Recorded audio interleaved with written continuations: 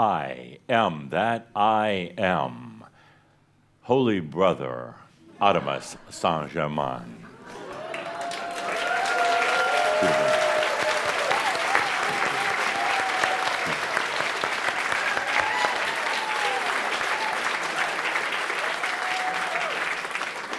So I have to say, you're even better looking in person than you are just in spirit. What a beautiful group. And let's turn up the house lights a little bit. We're going to be walking and talking today. Uh-oh. Couple things before we start the walk around. This is our shout, our monthly shout. We're in the Transhuman Series, and I called it Transhuman Series intentionally because there is a movement on the planet right now, as I speak, a movement that involves artificial intelligence and robotics. That movement is called transhumanism. That movement is all about replacing the human mind and the human body with more advanced technology. You know, the body and the mind, the way they are, have been around for a long time, just eons of time. Evolution is a very slow process, but now with technology, the human body and the mind can be first augmented. Augmented means improved. You get a new limb, you get a new heart, a new liver, or whatever. It can be augmented, not just with regular human tissue, but with tissue that's developed in a laboratory by machines and put into the body. It makes your, well, if you get a replacement hip or arm or anything else, it brings it up to speed, makes things less painful. That same technology is already being used in the mind to augment the mind. Imagine having a little device implanted into your brain that does things like improves memory, improves balance, improves your general intelligence. And it's happening right now. This isn't just science fiction. This isn't something off in the future. It's happening right now. Scary? Perhaps. A good thing for humanity? Absolutely. If you're in need of, if you have a medical condition and need some improvement, absolutely, it can be a very, very positive, beneficial thing. Nobody ever said that the human body had to just be biological tissue. It could be printed on a machine. It could be developed through nanotechnology. Doesn't have to be just biology. Is it a good thing or a bad thing? That's to be determined. And the next 10 to 12 years on the planet are going to be most interesting as all of this technology comes out of the laboratory and is made available to each and every one of you for a price, of course. But this whole transhumanism movement, the movement to a technological body and mind, could also prove to be a disaster. If there are things like power and greed involved in it, if it takes people away from their consciousness, their heart, their true self, it could cause some very interesting dilemmas on this planet. So I called this series that we're in the Transhuman Series, because there is also another approach. Transhuman meaning the transcendence of the old human biology and mind. There's another way, and it's what each and every one of you are doing. Now, I'm not saying don't have a technology improvement, but I'm saying always be aware that you have this thing called consciousness. You have the ability to be in multiple realities without using any electronics whatsoever. The ability to be in the and, multiple technologies. You have the ability right now, as you sit here, every one of you without exception, and every one of you listening in, to make over your biology, to make over your body. Not just in new flesh and bones, but in something that is referred to as the light body. Your body already has the ability, through what I've called the aniatron, the body's light communication network, to release diseases, to actually make your body more flexible, more efficient, more energized. It's there right now. Most people aren't even aware of it. And even those who are aware of it don't step back out of their minds and let it do the rejuvenation process on their body. By the way, for all of you, I'm over here, I'm not up there. Technology. You're looking in screens. I'm right here. Or you can close your eyes if you choose. It's amazing. It's amazing. I'm watching all of you watch over there. It's a perfect example of this whole, well, you could call it virtual reality. Thank you. Less distraction. It was that easy. Where was I? Transhumanism. You are transhumanists. By the way, the energy just changed when those went off. It's a drastic change. You are transhumanist in a very new and different way. Your body can be rejuvenated with itself, with the aniatron, through allowing. It doesn't have to be a technology that's put into your body. You can do it right now. You can allow your light body to come in. Right now, take a deep breath. Get out of your way. You hear me talk oftentimes about these things you eat and ingest into your body. You're just out of trust with the aniatron. Take a deep breath and just let it do the work right now. Sometimes, yes, it's a little painful to go through that deep level of biology shift. There's a little pain involved. But take a deep breath and go deeply into the allowing of that aniatron to rejuvenate the physical body. The body actually should get better with age because it has more experience, more wisdom in every cell. It should get better, not older, not more worn out.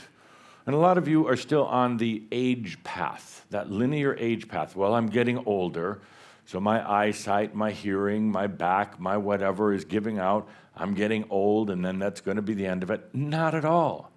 The transhumanist understands that the light body comes in. It replaces, or not replaces, it augments, it shares with the biological body, and the biological body is suddenly rejuvenated and invigorated. Theoretically, the biggest question or problem you should have is, geez, now I have this vital body, dynamic body, flexible body. I'm going to be around for a lot longer on this planet. What am I going to do? What am I going to do? We'll address that in a little bit. So, transhumanists, in your mind, we're not using chips implanted in the brain. We're not using any sort of special electronics to release us from the limitations and the confines of the brain. The brain is a wonderful tool for an animal or for a human who needs to do things like knowing how to drive a car or pour a glass of wine, the functional things. But the brain is not a creative source. There is no creativity whatsoever in the brain. I know science will dispute that, but they'll eventually come to agree. Science will eventually agree with everything that I say. That's the truth. I say that humbly. Through allowing, you release the lock of the brain. You release the limitations that you've placed on yourself by only going through the mind. You simply expand into other realms. It's a little strange at first. You get a little dizzy, a little disoriented. Well, real disoriented, but you start going into the and. You're not just the human, you're the human and the master, and the Atlantean, and the Merlin, and the future self, and all of the rest of those. You live in a reality of multiples, not singular. That's part of the answer to, what do I do all day now that I have this body that's going to last forever? You're now in the and. It's not so linear and so age-based and so boring and dull. You're sensual. Tomorrow, we're going to focus on sensuality. I've talked a lot about it because it is so important. Without sensuality, you're not going to want to stay on the planet. Without sensuality, you're not going to want to spend another 50, 75, 200 years on the planet. That's so boring. So boring. What am I going to do? But with sensuality, you never question it. You never wonder what you're going to do, because you simply take a deep breath and you go into the multiple realities that are already there, So we're in the Transhuman Series. We're taking a different approach rather than just using technology, a very, very different approach. In that whole work we've been doing over these years, recently I've had to really do a big shift in my work as Adamus, working with you. I've spent a lot of years working with you on simply understanding enlightenment, or what I prefer to call it, realization. Simply understanding realization is here, it's available, you don't actually have to work at it, you really just allow it. We've been talking about a lot of concepts of realization, embodied realization. Realization really just meaning awareness, consciousness. Awareness. And most of you would say, well, geez, I'm aware. I know I'm here. Well, no, you were over there on the screens. Realization is simply awareness in multiple realms, and even more awareness of things like sensuality. So, my dear friends, my dear transhumanists, that's where we're going. That's where you're going. And again, it's not in opposition to the mechanical and technology transhumanists who are replacing body parts and the mind with technology. It's not us against them at all, at all. Technology can be a wonderful thing, but it's simply an alternative. It's simply a different direction. So let's take a good deep breath with that for all the work we're doing. I've had to change how I work with Schomburg, going from the theories of embodied realization, going from discussions of things like enlightenment, and now into actually energetically and verbally working with you on the actual embodiment. In other words, going from philosophy, going from concept into really doing it. You're doing it. You really are. As you sit here right now, there's an evolution. There's a transcendence process that's working right now. And it works really best a lot of times when you're distracted, when you're not thinking about it. As I've often said, I'm really not a teacher whatsoever. I'm simply your distractor. That's all. So, now it raises a lot of issues, as you know. It raises a lot of issues. It's tough being a transhumanist like you are. You're no longer like the others. And you've realized that. Not better or worse, you're just not like the others so much. You understand them because that's where you've come from. You have tremendous empathy because you know where they're at, you know how they're into the sin or karma routine. You understand because you came from there. But you're really not like that anymore. There's the relationships with families and friends and general society becomes very, very different, and it's awkward at times.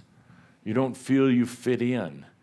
You don't feel that you can even really tolerate being around humans, other humans, for long periods of time. It's a very lonely, kind of an isolated feeling that every ascended master has gone through. Every one of them. And then the doubt sets in. The doubt, what am I doing? Is this really going to work? And when the doubt sets in, you tend to then go back to working at it. I better meditate a little bit more. I better even do just more breathing. I better do something to keep myself in that kind of consciousness that I was in. So the doubt sets in, and now you feel that you have to start working at it. The mind starts going away, nagging at you. What are you doing? When is this going to happen? What do I have to do to make it happen? Is this all just a great big fool's paradise? Is it just a big fool's paradise? Taken from Shakespeare, of course. And it's an interesting question. It's a very interesting question, and I wouldn't even want to answer it with the obvious, no, this is real. Because it brings up the question, for instance, first of all, what is a fool's paradise? Well, fool's paradise is a line, a reference to one who lives in delusion but is actually quite happy with it. The others look at it from the outside and say, Amir's in fool's paradise. And, well, they have, I'm sorry. But they have. He's in fool's paradise. He's not really present. He's not really aware. He's kind of off in his own world in la la land. And not just you, Amir, but everybody. So the doubt sets in, and you wonder, am I in fool's paradise? Am I making this up? And then you try to justify it by saying, well, if I was just making it up, why would 300 other people be here? Well, maybe you just have a big boat with fool's paradise. And then you say to yourself, well, there's tens of thousands, maybe 100,000 other Chambers, so I couldn't be totally crazy. At least I have company in fool's paradise. And then you start to realize who's really in fool's paradise. Who's really in fool's paradise? Because if I was to say to you, well, I'm sorry, but this is all a joke, you have to go back. All a joke. You got to go back to regular human living. I'm sorry, you have to go back and apply for a 9-to-5 job or working in a factory. I'm sorry, but you have to go get remarried and have kids again and grow up in the same family that you had before growing up. I'm sorry, but this was all a big joke. Go back. Go back. I think there would be a little resistance. Oh, and on top of that, not only go back, but yes, there is a God in heaven, and he is pissed. You pissed him off. And it's a he, and he's really mad because you were told, sit down and pray, but you didn't. You were told, lead a good life, do things for everybody else, but never for yourself. You were told, and look what happened. God is pissed. So you end up in a kind of a predicament. You end up in a real predicament. Here you are in your own kind of fool's paradise. Here you are, but I don't think any of you would really want to go back. I really don't. So the dilemma is, well, okay, I'm here in fool's paradise. Let's just make it work. Let's just do it. Let's just, as foolish as it sounds, as made up as it sounds, let's just have something called consciousness. Why not? It sounds pretty easy. Let's just have something called embodied enlightenment, even if it never existed before, even if there are no other ascended masters. Let's just do it because you're not willing to go back. You're not willing to get on that merry-go-round, going around lifetime after lifetime after lifetime. She said, let's just do it. Embodied enlightenment. Let's allow more of ourselves than we ever allowed before. Who knows what it is? Who cares? We're fools. Who cares? Just open it up and let it come in. Let's just go crazy. They already think that we're crazy. Let's just make all this up even more. Let's just create that reality, even if it was never there before, because it's a whole lot better than what we were doing back in that fool's paradise. It brings up the whole issue of really, where is the fool's paradise? Where is it? Is it back there in the old world, the old earth? Is it back there with jobs and maybe relationships that aren't totally fulfilling, a colorless life, and mass consciousness and hypnosis? Perhaps that is the fool's paradise, thinking that you have to abide by all the social standards, that you shouldn't love and take care of yourself, that you have to follow a lot of rules that change every day, whether they're political rules or health rules or environmental rules. Maybe that's the fool's paradise. And to justify it, maybe it's that they're still asleep, but you're not. You've woken up to something. Something came along and woke you up and brought you to this point, brought you to this fool's paradise.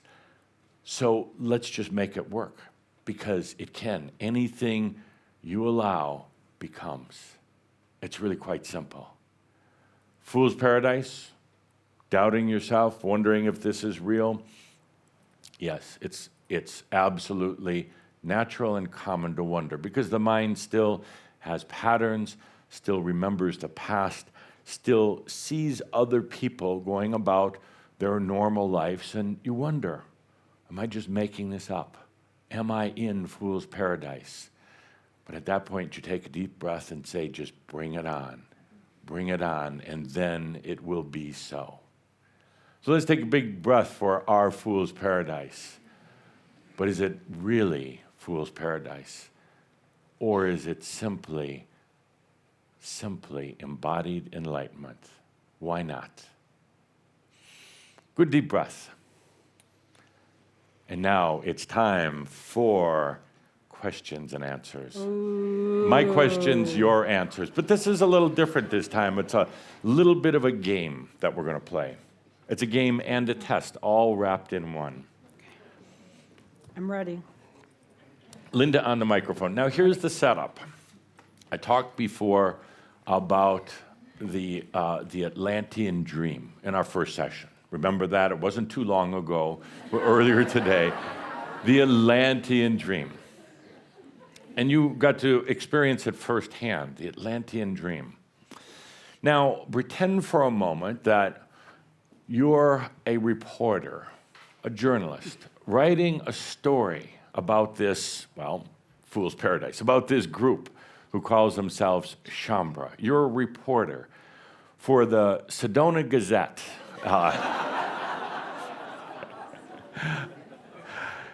And you're going to do a story about this group called Shambra because, well, it's an unusual group. It really doesn't fit into the other New Age groups at all. As a matter of fact, one of the competitive magazines, Sedona Journal, won't even talk to Crimson Circle, won't even write articles, but that's a good thing. You're a reporter writing a story about this group called Crimson Circle. Now, a reporter generally works with a few elements to help make a good story. It is the who, what, where, when, and why. Any of you here journalists that might understand? I know His Eminence, Mr. Von Rohr, as a journalist, who, what, where, when, and why. Now, well, I'm getting to how. I purposely left that out, but thank you. So now Linda's going to take the microphone, and let's say if you raise your hand, so she's not just going to dump it on your lap, but if nobody raises their hand, then we're going to have to dump it on your lap. And the first question, as a reporter for the Sedona Gazette, the first question that comes is, who? Who? So, Linda, who are you writing the story about? Any hands? We're going to start with Wolfing. His Eminence. And His Eminence, that was a true story about the Pope, me taking my clothes off. Who? Yeah. Crazy people, they call themselves spiritual, they drink, they smoke, they eat meat, they are Do they fornicate? They are ludicrous. Not very often. No, they don't fornicate, they have a good fuck. And they have this fuck in very many ways. Like, fuck you. Oh, yeah. So-and-so is a good fuck. Have What you the- heard? Yeah. So, who is this group?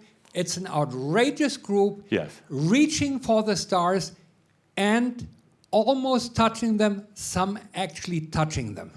Good, Wow. excellent. That's a good beginning of our Wow. story. Good beginning. Wow. Anybody else want to address the who? Who? Anybody else? Yes, who? And Wolfing, that was a very good description. Who I think is, he's been drinking the Kool-Aid, but okay. who is, go ahead, yes. Yeah, Shambra Would is you a mind group standing of, up so we can I all have see so many you? blankets around. Oh, then stay seated. Yeah. Jesus Christ. Are you chilly? Yeah, Cold? yeah, it's cold. Yeah. I would say Shambra is a group of people who doesn't feel guilty for masturbating.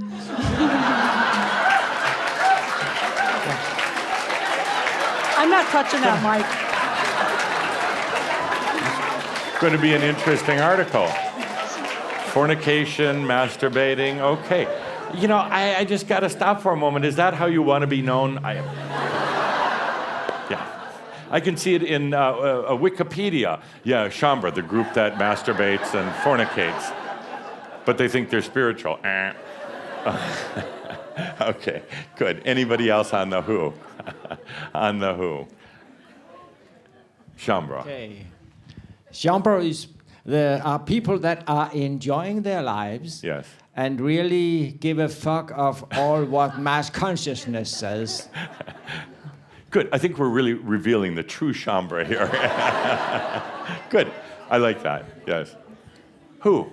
Anybody else? Okay, this one, okay. Oh no, oh no. Oh no. This is a oh no. Yes, go ahead. Who? Who? In Australia, we use the term they're a weird mob. Weird mob. So a mob is a group. That, Yes. What is it? A collective pronoun. And they come in all guises. Yes. They are round, tall, thin, and they get dressed up in weird And that costumes. note, could we get a shot back there of a typical Shambra in the back with the glasses on? And yeah, the outfit, yeah. Typical Shambra, who? Yeah. Fornicators and partiers. Good, good. And not only do they like to play with themselves, they play really hard with each other. They dance and sing. Yeah. Good, good. Okay, anybody else on the who? Who? This is starting to sound like U.S. news. Let's see. Anybody wait, else? wait, There was over one here, more. Over Who? here, over here. Down there. Would you pass that down to her? Thank you. Okay. For me, we all are people, when they hear the word impossible, Yes. they say, there I go. That's for me. Good. I like that. There is no impossible. There's no impossible. Thank you. Thank you. And one more. One more. Where's another hand? Who? Oh, down here. There you go. It's the group who loves themselves. Oh. Good. Good. Group who loves Nice. themselves. Good. Now, my take on it for who is a group that's known each other since the times of Atlantis, since the temples of Tian, when they knew things were kind of shifting in a not so good direction. A group who understood that there was more to life than what appears obvious through the physical body and mind. A group who knew there is something called spirit or consciousness. And that group came together very closely and deeply back in those times and dreamt together. They dreamt of the very time I talked about in our first session. A lot of that group came back together at the time of Yeshua, the one known as also as Jesus. That group came back together to plant the beginnings of what is called the Christ consciousness seed. Some call it divinity. I call it consciousness. Knowing that it would take a while for that seed to germinate and sprout.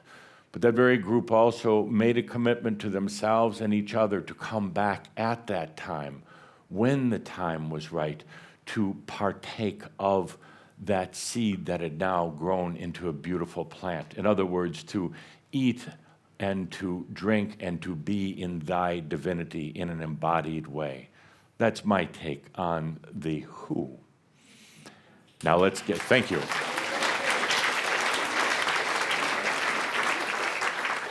Now, the what? Linda, microphone, what? We have the who, what? And that's a good question. Yes. What?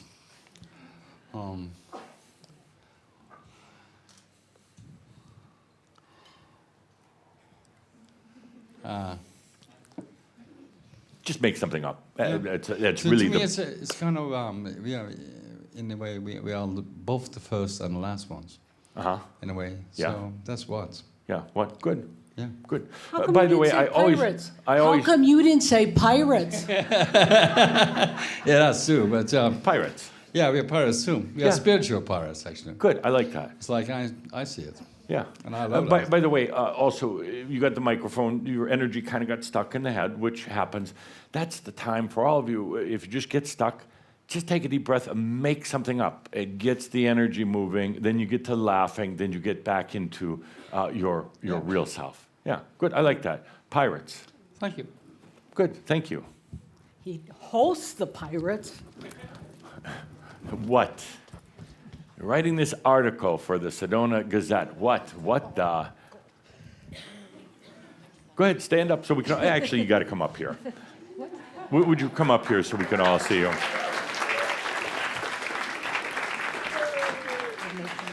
So this is what?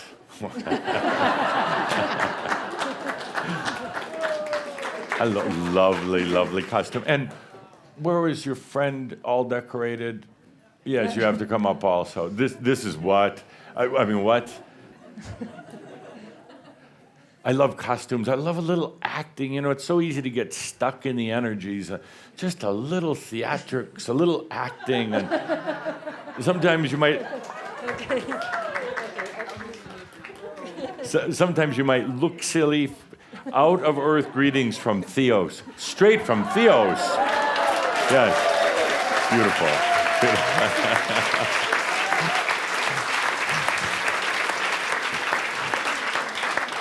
How is everything on Theos? Fine, you can do what you want. Yeah, that's right. Why did you come back? Oh, to join you. To join me, to be here. Yeah. To have fun. To have fun. Yeah. It looks like you are having fun. Yes. Thank you both. Yes, thank you. I just wanted the cameras to see you. You can give that to Linda.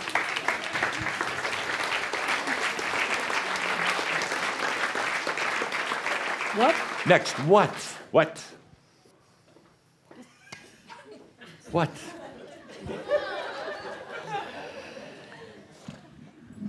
So what did I have to do if I get stuck? You take a deep breath. And you take a deep breath and you make anything up, anything. Okay. Yeah. Without thinking about it. This is really fun. Yeah.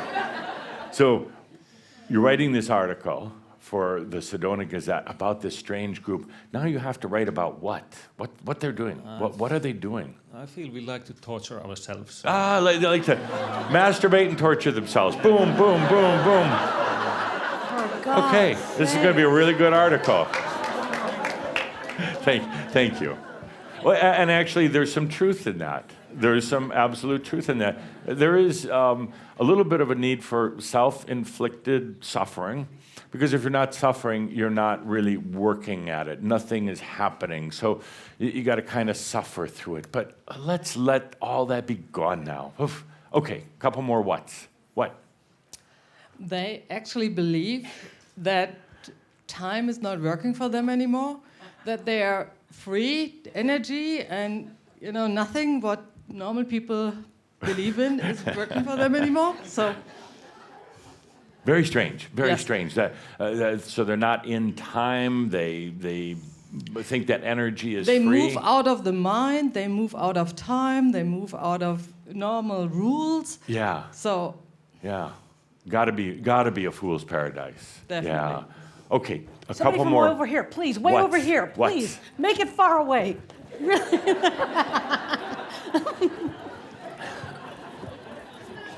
Yeah. And then we'll go back to this side of the room. David is doing so good in the camera. Yes, what?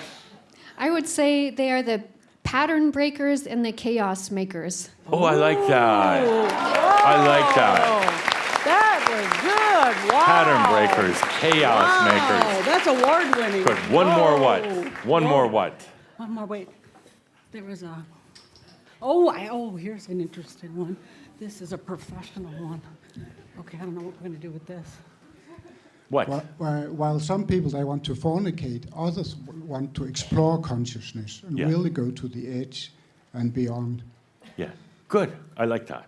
What? So what I would describe as saying it's a group who knows there's something more and is going to be damned that they find it. They find it no matter what. You just know that there's something, call it consciousness or divinity or spirit or just something more. This group is determined to find that. That's the what. And also, this group is also kind of what the, I didn't say it, but you know what I'm thinking, what the, what the, in a way it becomes like a way of living. You know all the rules and the patterns, and you go, what the, and just, I didn't say it. What the, yeah. And, in other words, you're just willing to let all the old patterns, the old paradigms down. What the, I never said it. Okay. Where? That's the next one. Who, what, where? You're writing this article. Where does this take place? Everywhere. Everywhere. All over the world. Except of maybe North Korea. Maybe. And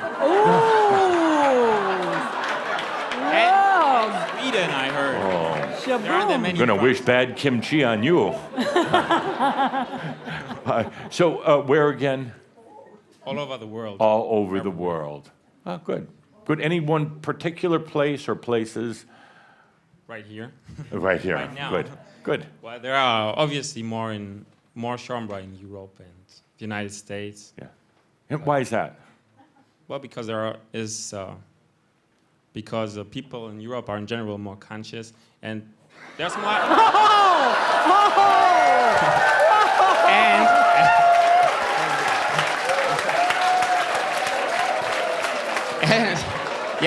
and there's more, let's call it freedom, in the so-called Western world. Yes, a lot more freedom. Yeah. A lot more freedom, a lot more opportunity doesn't make one place better than the other.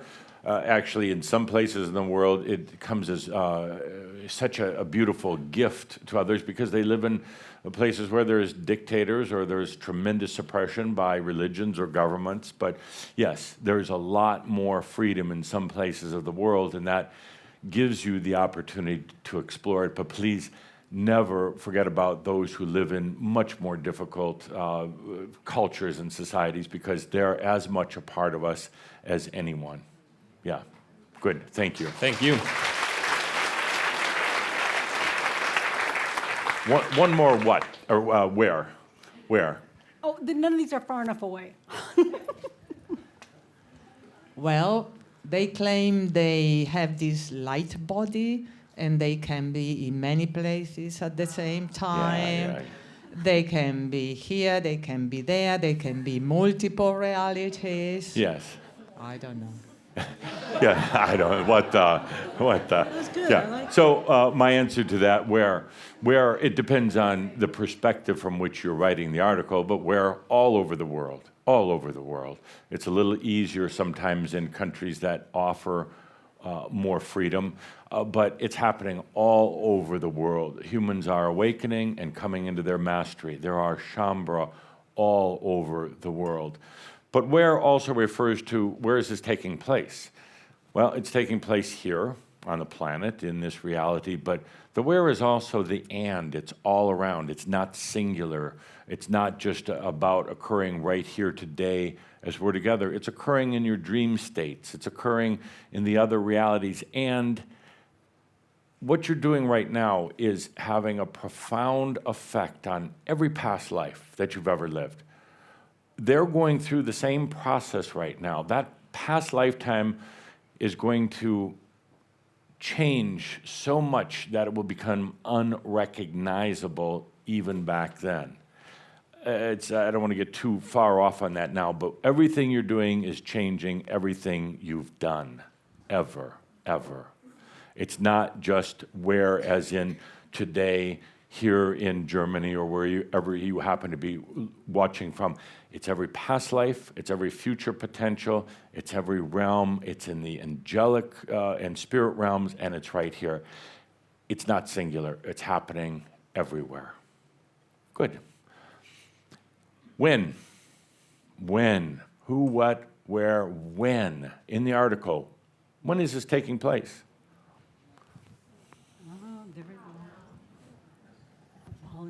Well, it's yesterday, it's today, and it's tomorrow. Yes. It's everywhere. Everywhere. Absolutely. Yeah. And we don't even need to really go any further with that one. When is, it's now, but as I just said, it's affecting everything. It is also happening to that past lifetime from 4 lifetimes ago. That lifetime is going through tremendous changes. Now, there is the historic facts about that lifetime, the date of birth, the date of death, the dates when certain things happen. You could say it's like a video, a film of that lifetime. And it occurred, but right now, at this exact moment, with the changes that you're allowing into your life, it is creating another video right over the top, or right above that other one, and right below, and right to each side. So that lifetime is no longer just a linear history going from point of birth to point of death. It is absolutely changing that. What you're doing here is changing everything in the past, and you could say even in the future. It's not just about you sitting here right now as Joe Schmo or Mary Schmo in this lifetime. It's changing everything. So the next is why? Why? Why? You're writing the article, who, what, where, when, and why. Why, sir? Because we can. Because you can. Good. But what? You can do a lot of other things. Yeah, because everything else would be just too boring. Everything else too boring. Good. Yes. Have you tried most other things? Almost, I would say all of them, yeah. I tried all of them. I know them, and now I'm ready for this. Yes. So absolutely. Boredom. Yeah. Boredom, yeah. Yeah. And boredom is it's its own prison. Boredom is, well, boring. It's tedious. It's awful, and it will inspire you to go beyond. So, why? Because we had been waiting for this so long time. Yeah, so long. And why not before now? Because now that's the right time. Now, why is it the right time? Why didn't you do it back then? Because we have chosen. You've chosen, yeah. Okay, why did you choose that? Because we want this so much that there is nothing more, we want more. No, okay. Good, I'll go with that. Yeah. More wise? What? A couple more whys. Get it? Okay, I'm seeing them right. Whys. Why? I heard it. Why not? But the most important thing is really why we feel we have run around long enough. Yes. We've waited. We have decided to do it. Yes. But we didn't. Yes. And now we feel the passion is really inside growing. We are connecting to the first passion that there ever was. Yeah, exist. Yeah. Good. And now we cannot hold back Right. anymore. You know too much. Exactly. Good. We feel too much. Yeah, you feel too much. Good. One more. Why? Why? Let me go way to the other side of the room. That's more fun. Yeah. Don't mow down the photographer. Yes, why? Because we are God also. Good. Yeah. And creators. And creators, Yeah, yes. good. Why? I'm going to get into the why in just a moment here, but why? Because you can. Why? Because you're pirates. You want to be the first to do it as a group. Why? Just because. And I will explain a little bit more of the why in a moment. And finally, this is an obvious answer, simple answer. How? How? How? What the hell have I been talking about for the last couple of years? How? Allowing. This is all a very natural process. You call it evolution or whatever, but it's a natural process that's going to happen anyway. You actually don't need to earn it or work for it or be smart for it or see who can live the most amount of lifetimes or least amount of lifetimes. It's just going to happen. And it happens when you allow. Most people don't realize that. It's a little key in the door. It's the secret. Allow. You just allow it. You take a deep breath and allow. Now, allowing means that you're going to allow it. In other words, you don't allow and go, when, how quickly, and how big, and how... It's just allow, and then it happens. It happens in subtle ways and very profound ways. But the how is simply allowing. That's it. That's it. As I said in our first segment, once you stop working at enlightenment, realization, whatever you want to call it, once you stop working at it, then it's like magic. Suddenly, the date is known. The date is known. If you're still working on it, you're still efforting it, you're still trying to figure out, that will make the date unknown. It could be anything, anywhere. But once you stop and just allow, suddenly that date is there. You don't have to work at it anymore. Now you skip and dance and sing your way through the rest of the experience of realization. That's simple. Let's take a good deep breath.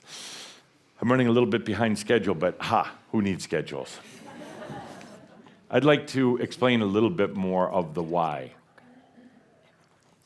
And to help you understand the why of this beautiful article that is being written about you, I want to refer to a book that I wrote. I've told some of you about it, particularly the other night at our book signing.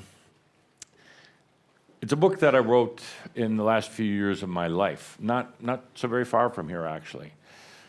And the book came about, I was sitting down one day to simply write my memoirs, notes that I would leave behind, and suddenly I felt as though I was in a portal, opening up into a huge story, a very, very beautiful story, your story, about the Atlantean dream.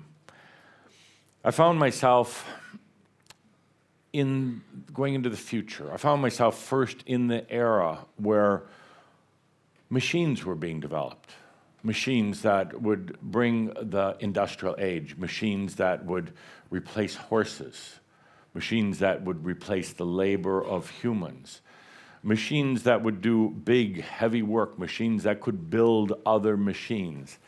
And again, this was in the time of the Industrial Revolution.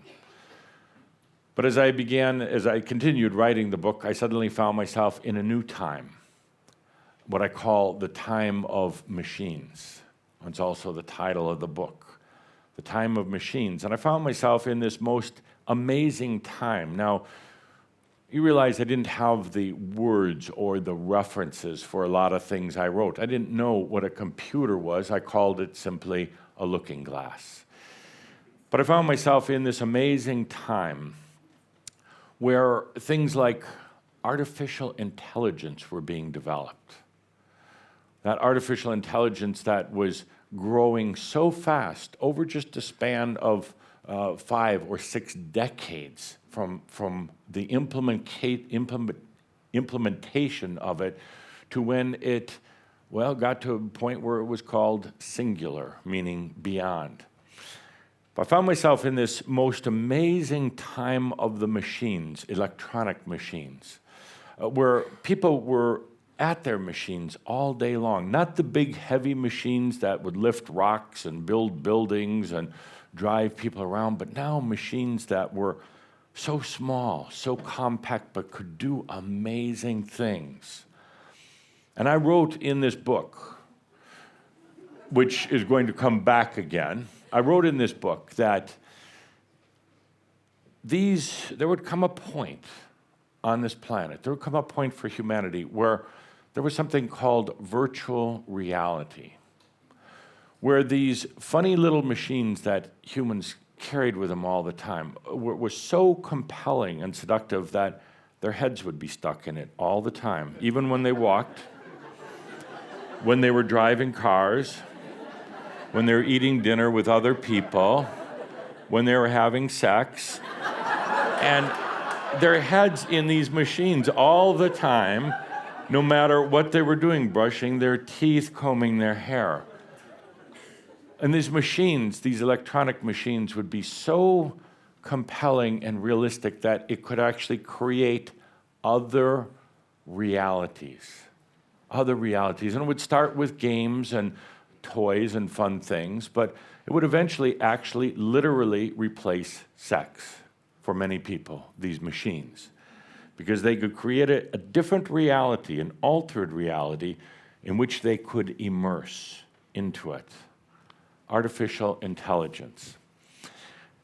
And these machines became so efficient and so real-like and so had such, you could say, power to them, that these machines eventually replaced most things a human would do for themselves and eventually replaced the human mind itself, to the point where humans were no longer thinking for themselves. They were no longer aware of anything other than the virtual reality that they were looking into. These machines were so hypnotic that people soon lost touch with this dimension. Not that this dimension is the only one, but people lost touch with that, engrossed in their machines. And it came to a point where there was an epic crossroads for humanity, a crossroads that had never been come to before in the history of mankind, a crossroads where perhaps now these machines were going to get so fast and so smart they could actually create their own energy. You see, because artificial intelligence is designed to keep getting more and more intelligent, to keep taking intelligence from wherever it can, the intelligence that would even allow it to create energy for itself. So even when unplugged from the socket on the wall, the machines would continue to operate. It was the time of the machines all over the planet. And it was causing people everywhere to lose touch with themselves, with their identities, with their souls. And these machines got so efficient and even kind of human-like. Machines with their artificial intelligence that could try to replicate feelings and emotions and relationships. These machines got so intelligent that they actually surpassed what a human could do. And I'm talking about walking, thinking, everything, feeling, breathing. Machines that were so intelligent that they replicated breathing. They replicated everything that a human would do. And they kept on and on and on, seeking more, because that's what artificial intelligence does. There was a small group on the planet at that time, a very small group, who understood what was happening, and it wasn't that they were trying to battle this thing called virtual reality and artificial intelligence, but they realized that there was so much more. Instead of virtual reality, where one's head is in a screen all the time, this group realized there was multiple realities all around them. They realized that there is this dimension, but they also realized there is so much more going on in the multiple realities, not the virtual realities. And this group realized that at the core of everything was something called consciousness, awareness, something that contained no energy or power, something that could not be measured, something that could not be taken from them or for them to take it from others. They realized that there was this thing called pure consciousness. Now, as it would be in the story, these machines had gotten so dominant, taking over nearly everything on the planet, there was one thing left, just one thing that the machines couldn't replicate, didn't have, and they wanted it. This thing was consciousness. Consciousness.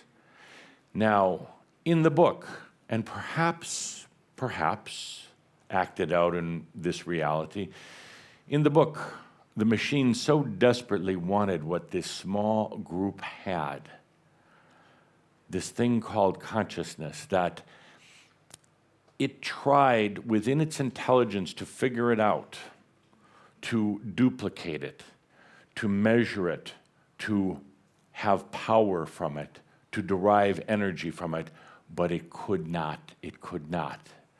Because consciousness is pure and from spirit, cannot be made by any machine, cannot be taken by a machine, cannot be given to a machine.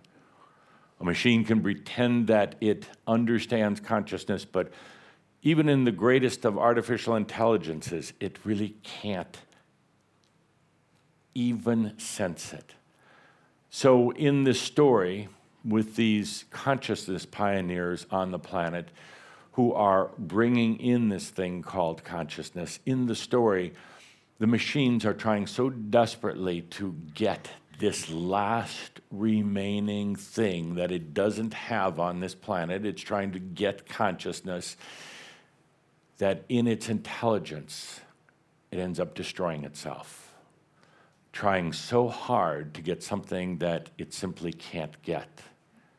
It destroys itself. It goes out of its artificial intelligence. It goes crazy, absolutely crazy, and becomes the end of the time of the machines.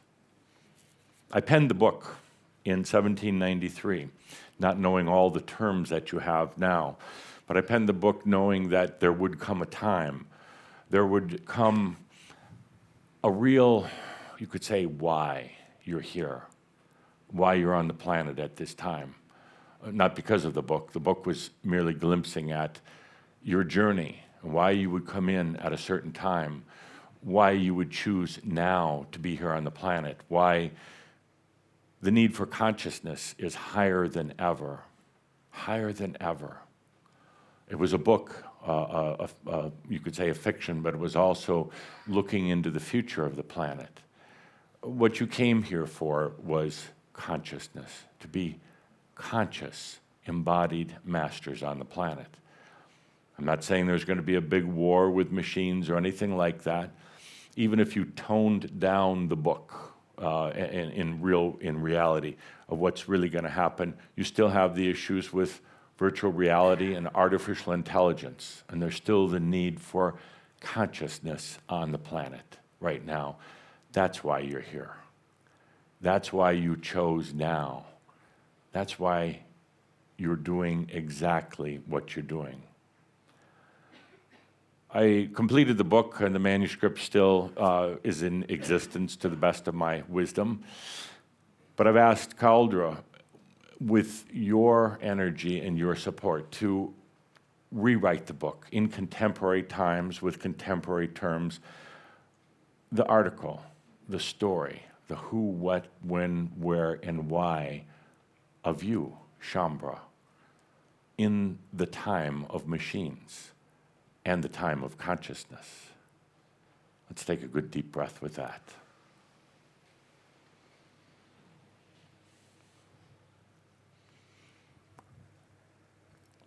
Now, I'd like to do a short mirab with Johann, simply about consciousness. And I want to express one thing, that sometimes when I talk about this book, which indeed was written, sometimes there's a fear, what's going to happen next? That's the very, you could say, reason you came here, not the fear, but you came here to bring consciousness at a time when it's absolutely needed on the planet. You came here to harvest the seeds of divinity that you planted a long time ago. That's why you're here. So let's take a good deep breath. The breath of consciousness. There's no battles that are going to take place with the machines, not at all. The machines will end up destroying themselves. And isn't that like the mind itself? The mind always trying to find the answers. The mind trying to become more intelligent, to glorify itself. The mind isolating the person from the other realities and from senses and feelings. The mind sheltering one off from the grandness of life and focusing on simply itself, the intelligence. You see, the mind, not just artificial intelligence, but the human mind will eventually do the same, will eventually go crazy. If it's always pursuing more intelligence, to be smarter, faster, more powerful. That's a big part of the experience that you've all had in your lives. Having to let go of that thing called the mind, which by itself is fine, but when it becomes the only thing, when it becomes the focus, when it becomes a tool of power, when it keeps you from sensing and feeling and remembering, it's time for that mind to let go, to allow, to bring in the consciousness. Let's take a deep breath for consciousness itself.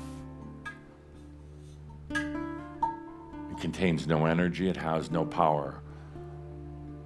It is not greater than anyone else's consciousness. It can never be taken from you. You can never make it bigger.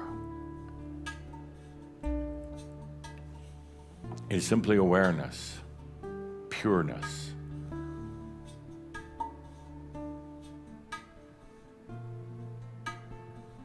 It's something that cannot be measured. You cannot have a greater consciousness level than any other being, but it is something that can be realized aloud, something that you allow to come into your life.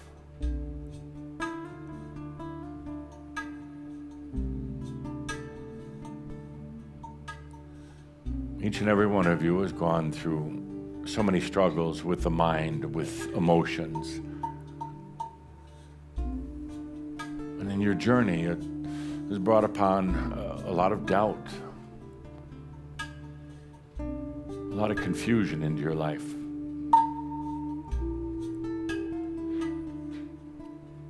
But we go beyond the mind now.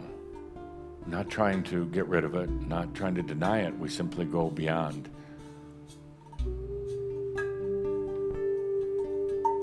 Into consciousness, awareness. It's all done by allowing. You see, because when you're trying to work on your consciousness, it's really just the mind. When you're trying to effort into enlightenment, it's really just the mind working. But when you take a deep breath and you just allow, open up, now the consciousness can be here with you.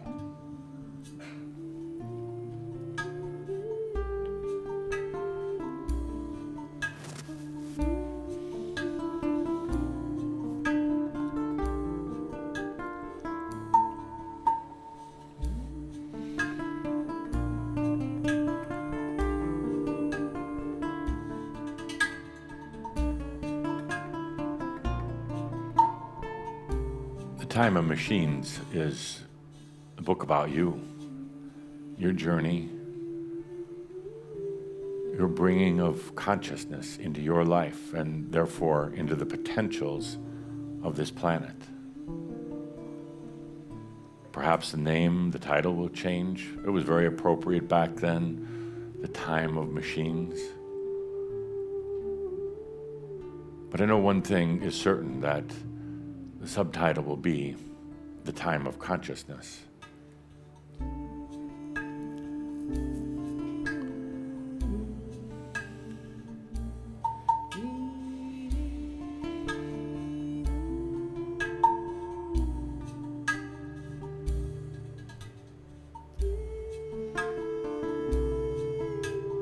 Let's take a deep breath with that and just allow. Just allow.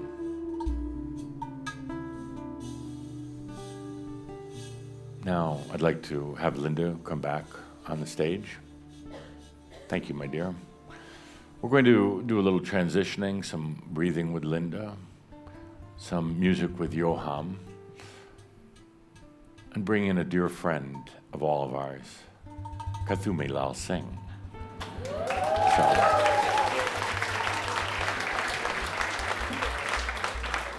For now, I'll sign out as Adamus.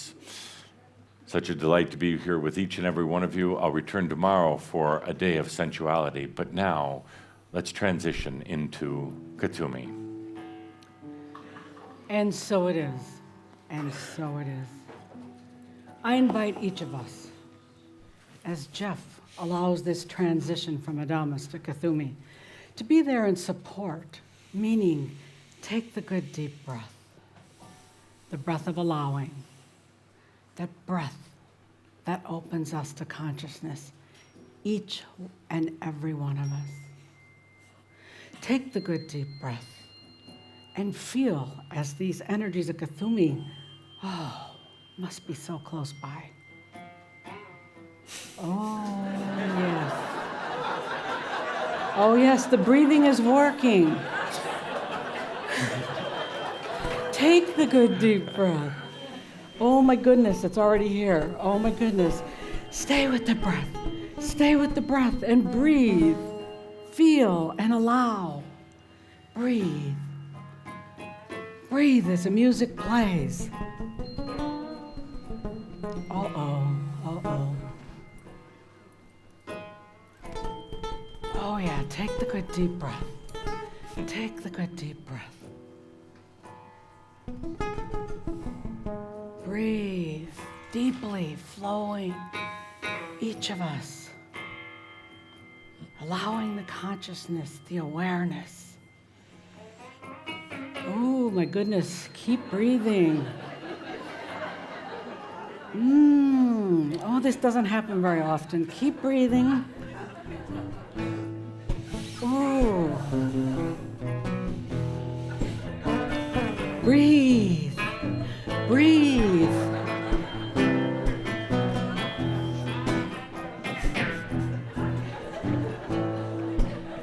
Oh my goodness. Breathe. Breathe namaste.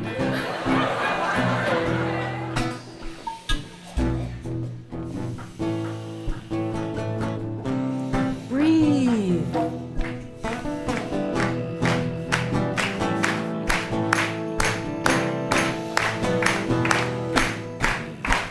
I am the simple master, good fortune on my way.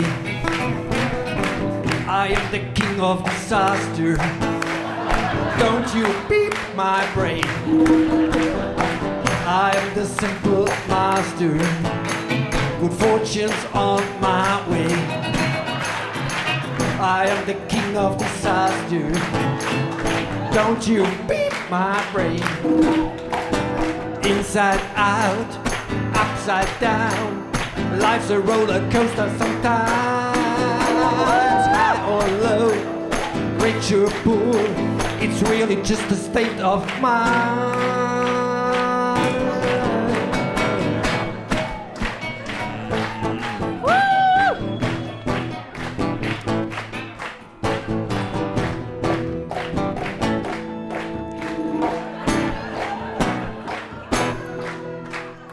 Namaste.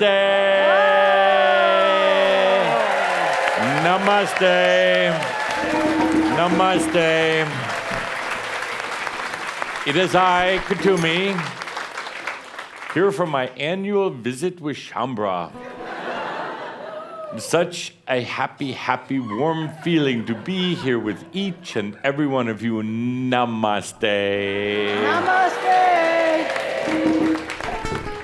Now, you see, Adamus, he gets to have the stage with each and every one of you, at least once a month, if not more. But I, Katumi, have the delight and pleasure of being with you all the time, working with you in your day-to-day life and in your dreams, telling you jokes at times that are most difficult in your life just to get you to smile again. Working with you to remind you that this whole path to mastery is nothing more than allowing. To get you a little bit lighter in your feet and certainly much lighter in your mind. That is my joy. That is my commitment to each and every one of you. So even though I only come here but once a year, I am always, always with you. Now, but I already have 22 wives. Now, I would like to tell a little bit about my life after realization, as I've done many times before. But I'd like to tell it from a little bit different perspective. Because there is this question that comes up from so many of you. What happens? What happens after my realization? Is it going to be boring? Am I going to wonder what to do all day long? Am I going to find it so totally intolerant to be on the planet, as Adamus sometimes alludes to? But I was here for many years after my realization, after my breakdown. Oh, that breaking down of the mind. I think it was the best gift ever. I truly do. I was so obsessed. I was so mental. I was so much into searching for the answers through mathematics or science or philosophy that I could have gotten so very trapped and stuck. The breakdown of my mind, perhaps the best thing that ever happened. It was 2 years of time where I laid in my bed, but that is such a short amount of time for the many gifts I received. So the question comes from you, what do you do all day long as a realized embodied master? Let me share a little bit of my story. Now, last year I talked about, I just started walking. I put one foot in front of the other and just started walking. I didn't know where I was going to go to, see, because my mind had stopped asking those questions. I had transcended all of that, so it made no difference whatsoever where I went. It was just about putting one step, one foot in front of the other, and starting to walk. So I started my journey to myself, journey simply to go visit the planet. I started the walking, and I started visiting, and I started talking to everything. I talked to anything that I came in contact with, and some would say it's crazy to talk to a tree, but try it sometime. As an embodied master, it's phenomenal. Because you see, now the tree starts talking to you. So as I was walking one day, I stopped beneath a large, beautiful tree, and I said, "Hello, tree, how are you today?" And the tree replied, you know. It replied, and it said, I am a tree. I'm doing fine. And how are you? And I said, I am a master. I am doing fine. And the tree said to me, you're a bit different than the other humans who have come by. You're actually talking to me. And instead of just peeing on me, you're actually sitting here talking to me. What makes you so different, human? And I said, I simply went out of my mind. I'm crazy, and I love it. And I said to the tree, you remind me a lot of myself back before I went crazy. You see, my feet were stuck in the ground, much like yours. I couldn't really move. I mean, I had legs, but I was so stuck in what I was doing. I couldn't really move. I couldn't really explore. So in a way, I was like you, tree. And you see, I was like you also because I had branches that stuck out. And these branches were my ancestors, my family. And I held on to this ancestral tree. I held on to all the ghosts of my ancestors and even to my own past. So in a way, I was much like you, tree. But now I'm free. Now I just go out visiting, walk around, and I talk to trees. And dear tree, may you be blessed with the same freedom that I'm blessed with, where you're not so stuck in the ground, you're not so stuck in all the old family memories, where you're free to be you, tree. And the tree then literally reached down with two of its big branches and hugged me in the sweetest, most tender way. Was I crazy? Was I in this fool's paradise that Adamus talks about? No, my friends, I was free. I was free. And then I kept walking and visiting. And one day I came to a river, and I sat down beside the river, and I said, hello, river. And the river said back to me, hello, human. You see, in realization, in freedom, you'll discover that there's never a boring day because trees and rivers, they can talk to you. And the tree said, what are you doing, human? Most people just want to cross me, but you sit down to talk to me. What are you doing, human? And I said, I don't know. And it doesn't matter because I'm free. And I said, dear river, I used to be like you. I used to be running all the time. I used to be trying to find my source. I used to be trying to go back into the big ocean, back into the oneness. And I said, but then I stopped. I ceased. I ceased searching and wandering and trying to get back to something that I had no idea where it was or what it was. I stopped trying to get back into the big ocean. I set myself free. So, dear river, may you be blessed also with the same freedom of always trying to find the source, always trying to go back to the oneness, to your ocean. May you be sovereign, dear river. And in great joy, the river sent out a splash of water that completely covered me, completely cleansed me, and refreshed me. And I kept walking, and then one day I ran across a bird, a beautiful bird. And I said, hello, bird, how are you today? And the bird responded, I'm fine, and how are you, dear human? And I said, I'm fine, I'm free. And the bird said, you're a very unusual human. Most humans don't stop to talk to birds, but you do. What is it that's about you?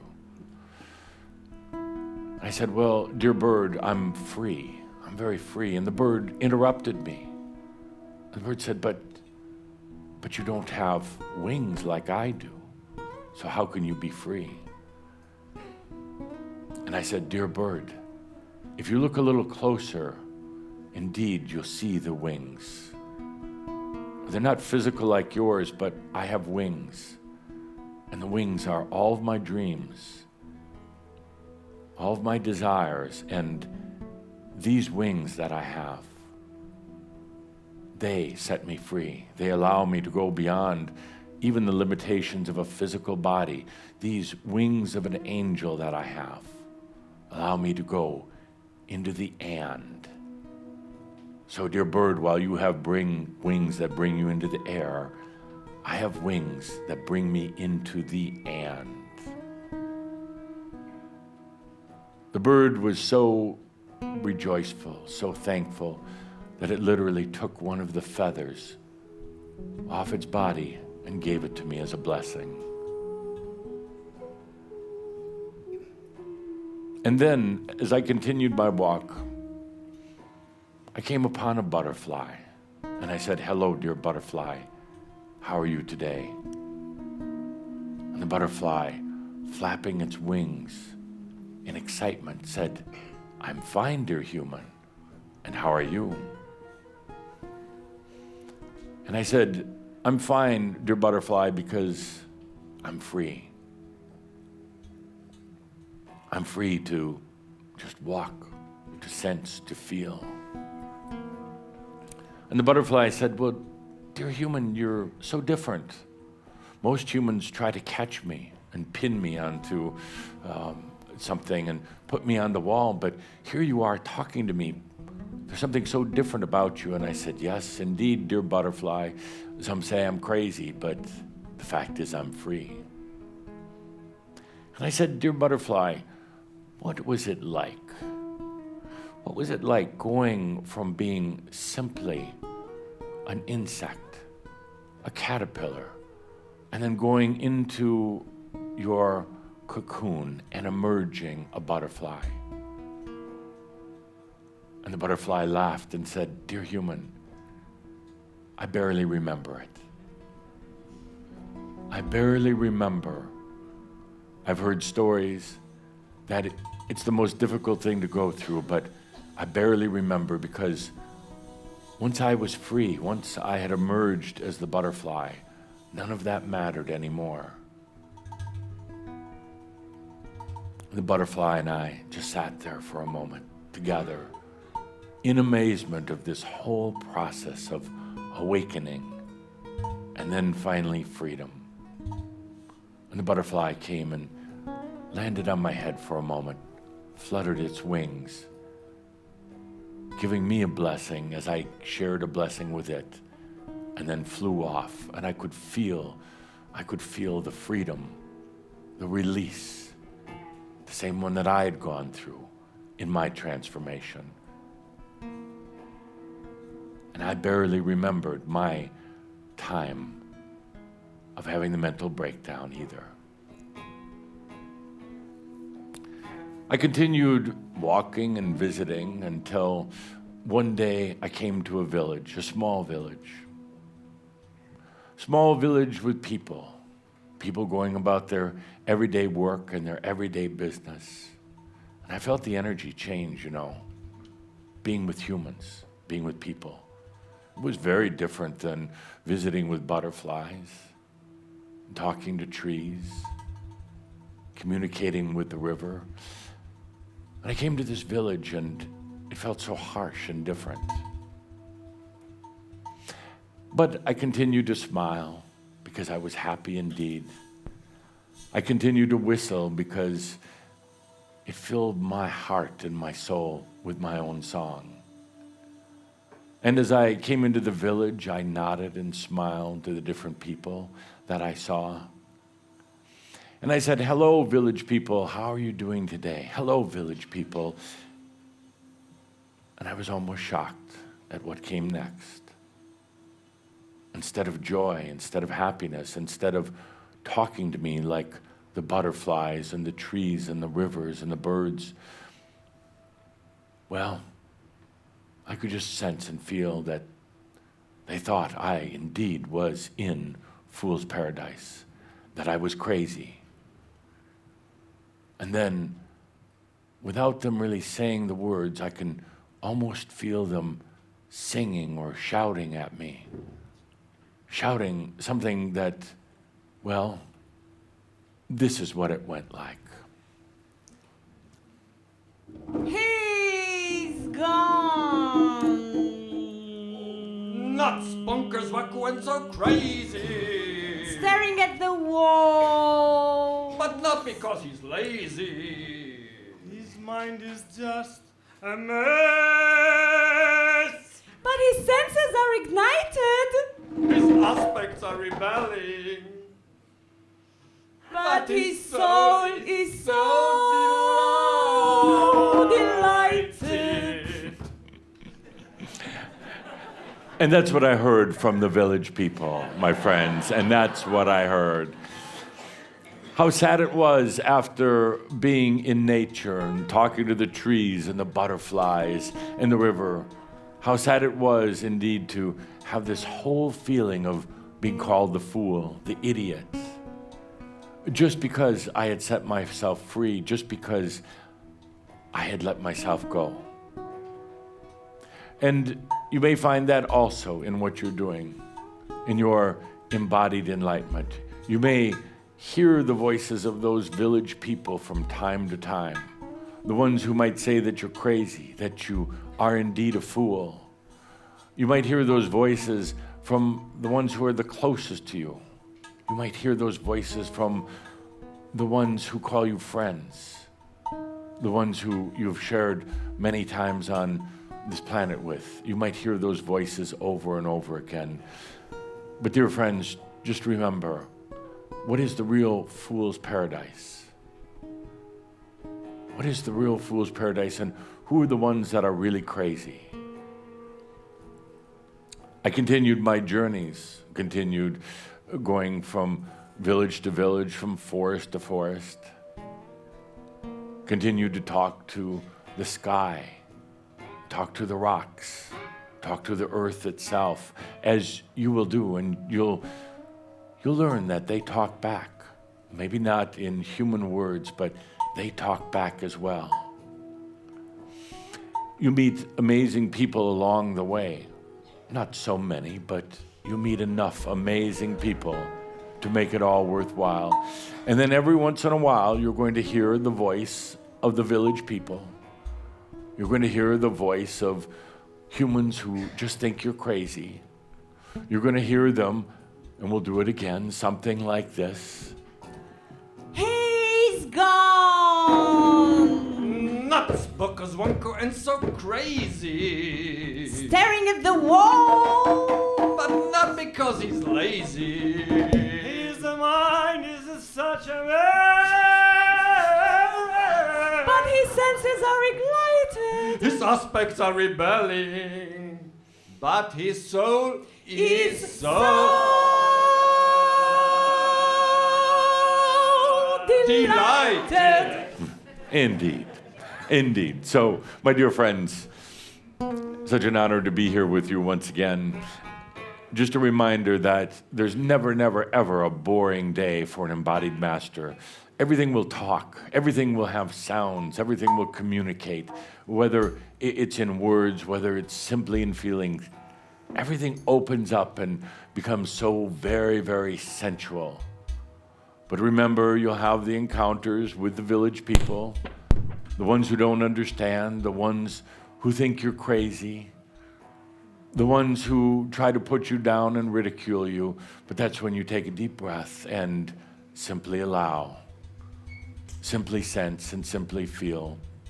So let's take a good deep breath together as we complete this day. Let's take a good deep breath together with the music of Yoham. With that, I am indeed Kuthumi. Namaste. Namaste. Thank